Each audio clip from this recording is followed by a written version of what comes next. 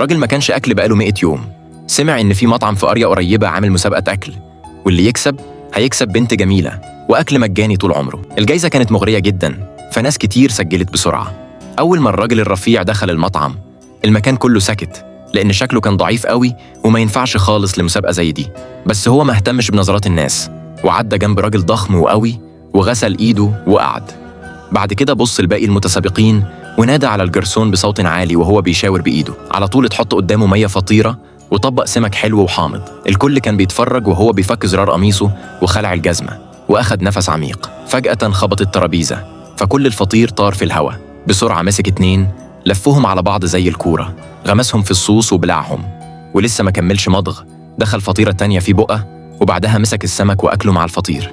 الناس اتصدمت تماما لما مسك السمك الشوك وبلعه في لقمة واحدة. كان بياكل كأنه مجنون عرقان جامد وبيحشر فطيرة ورا فطيرة في بقه من غير ما يشرب ولا نقطة مية، وفي الآخر بلع حتى عظم السمك وبإيده لحس آخر نقطة صوص من الطبق. وأول ما وقف وبص لفوق كان باب المطعم اتملأ ناس كلها واقفة بتبصله.